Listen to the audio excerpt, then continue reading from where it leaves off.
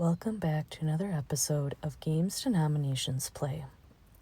Today's episode comes from Christianity Today, back from February 17th, 1989. This issue had an article titled Execution. Bundy told Dobson, quote, "It was pornography," end quote. Instead of criticizing denominations, here I am criticizing Christian publications for their coverage and use of the interview Dobson had with Bundy right before Bundy died. As we can see here, Christianity Today has hidden this article behind a paywall. Going to the archived article, we read, "In the final hours before his execution in Florida last month, convicted serial killer Theodore Bundy spoke at length with focus on the family president, James Dobson. At Bundy's request, Dobson went to the Florida prison for a 2-hour private discussion 2 days prior to the execution and returned the day before the execution for a 1-hour taped interview, Bundy's last with news media. According to Dobson, quote, the main message of that hour was a message to the American people about pornography, end quote. Dobson told reporters Bundy blamed an addiction to hardcore pornography for his continual urge to commit murder. Dobson said Bundy began to buy pornographic magazines during his early teen years and gradually became obsessed with more and more violent, hardcore materials. Eventually, Dobson said, Bundy came to a point where only killing would, quote, give him that high, end quote. Dobson said Bundy told of feeling remorse for his first killing, but that feeling faded. Quote, he killed a second time, only this time the agony was easier to cope with, end quote, Dobson said. Quote, he got to the point where he didn't have that remorse, end quote. Bundy was sentenced to death for 3 killings, but in the days before his death, he confessed to other murders. He once said the number of his killings could be in, quote, 3 digits, end quote. When a Florida state prison official waved a black flag signaling Bundy's death, cheers rang out from a crowd that had gathered. The execution was Florida's 20th and the nation's 106th since 1976. Focus on the Family Vice President Paul Hetrick said Bundy wrote to Dobson in 1987 after becoming aware of the ministry's broadcast and publications while in prison. Dobson answered the letter, which prompted further correspondence from Bundy. Quote, the fact that Dr. Dobson had served on the Attorney General's Commission on Pornography was known to Mr. Bundy, end quote, Hetrick said. Hetrick said that, as a clinical psychologist, Dobson was especially interested in, quote, what led a person like Mr. Bundy into this life of deviant behavior, end quote. Hetrick said Bundy, quote, felt he was forgiven by God for his sins, end quote. But according to Hetrick, Dobson, quote, didn't attempt to make a judgment on Mr. Bundy's profession, parentheses, of faith, end parentheses, end quote. Here ends the article. This is where I originally found the transcript. However, it is no longer available. But fortunately, here on academia.edu, we have a transcript of the final interview between Ted Bundy and Dobson. We also have another copy located here under serialkillersinfo.com. You also get the added benefit of both transcripts not having the light of salvation and hell spun around them. You would think that the interview with a serial killer regarding pornography being the cause of his serial killing is crazy enough, but no. What's even crazier about all this is that, according to Dobson, he was able to give more than $600,000 from the proceeds of the videotaped copies.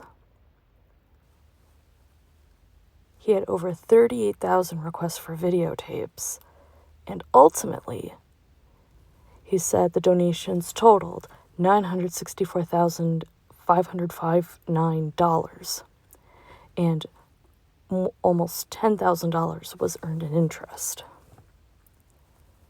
And all of that money Dobson used to funnel into various projects, various organizations that are against pornography. This was a narrative that Dobson kept using and used up until his death. It's a narrative still used by Christian organizations and pages like this and Castimonia.org here, who have Chapter 8 devoted to pornography and the slippery slope of Ted Bundy. And it features a portion of the interview transcribed in it.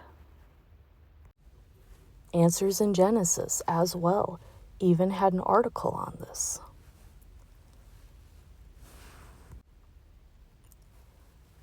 For all of their talk as organizations, talking about how you need to be vigilant, talking about how you need to focus on what the person is saying and determine their intent, they seem to have epically failed when it came to Ted Bundy and his interview with James Dobson.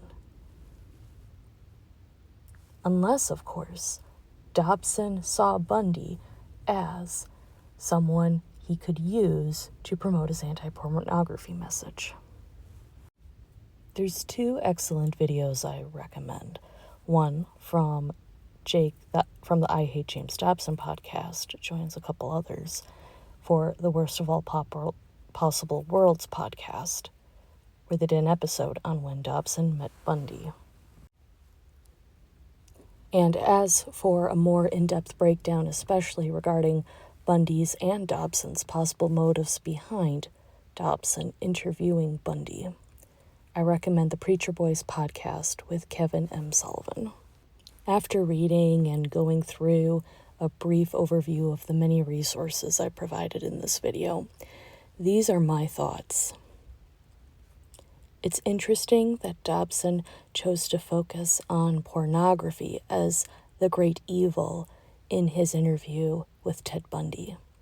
It's interesting that Dobson continued to focus on pornography more so than the murder of innocent young women and young girls.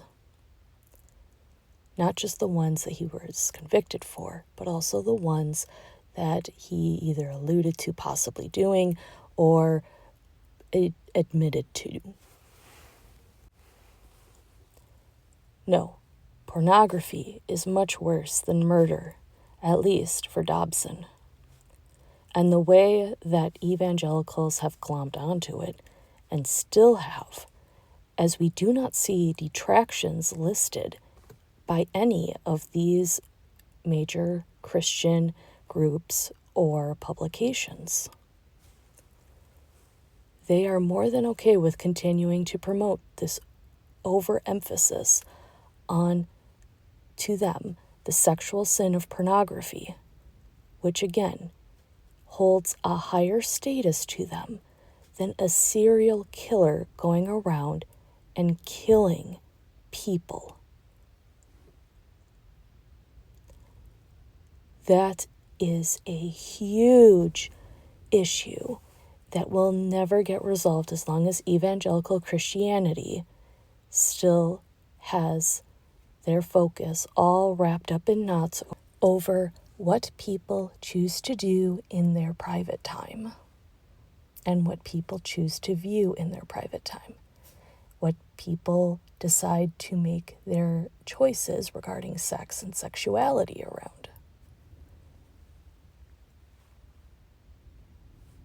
But as we can see, and as we have seen and will continue to see, evangelical Christianity knows where its focus is, and it's not with the victims. It's all tied up with pornography. Thank you for watching/listening, and I will see you in the next video.